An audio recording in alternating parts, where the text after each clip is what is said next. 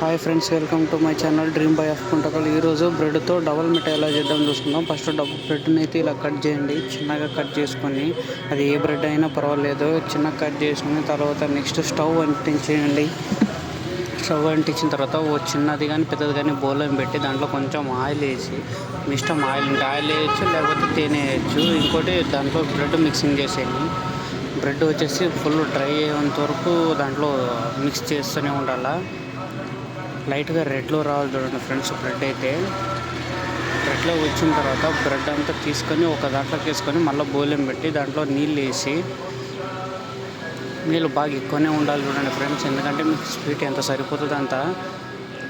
ఎందుకంటే ఒక్కరు ఉంటే నార్మల్ చేసుకోండి, ఫ్యామిలీ ఉంటే ఎక్కువనే చేసుకోండి. ఇట్లా నీళ్ళు వేసిన తర్వాత దాంట్లో ఇప్పుడు చక్కెర యాడ్ చేయొచ్చు ఫ్రెండ్స్. చక్కెర యాడ్ చేసి ఒక చెంబు నీళ్ళకి 1 కేజీ చక్కెర యాడ్ చేయండి.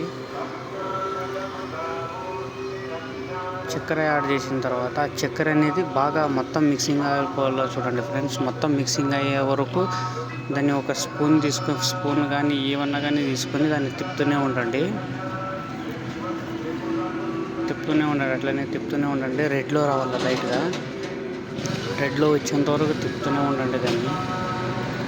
ఎందుకంటే అది మీరు అట్లనే వదిలేసినారంటే మొత్తం గట్టిగా అయిపోతుంది ఫ్రెండ్స్ అది. అందుకని తిప్పుతూనే ఉండాలి. అలాగే ఇప్పుడు హై స్పీడ్లో పెట్టండి దాన్ని. స్టవ్ని హై స్పీడ్లో పెడితే కొంచెం బాగా మరగాలన్నమాట. బాగా ఉడికిన తర్వాత బాగా వేయాలి ఫ్రెండ్స్. అది ఇలా రైట్గా కలర్ చేంజ్ కావాలి. దీంట్లో కొంచెం మన ఇంట్లో యాలక్కులు ఉంటాయి కదా ఫ్రెండ్స్, టేస్ట్ కోసం యాలక్కులు తీసుకోండి. 4 యాలక్కులు తీసుకొని దాంట్లోకి వేయండి. ఎందుకంటే టేస్ట్ కానీ స్మెల్ కానీ బాగుంటుంది ఫ్రెండ్స్ యాలక్కులు అయితే. ఇది అయిన తర్వాత దింపేసి దాంట్లో బ్రెడ్ వేసి మిక్స్ చేసి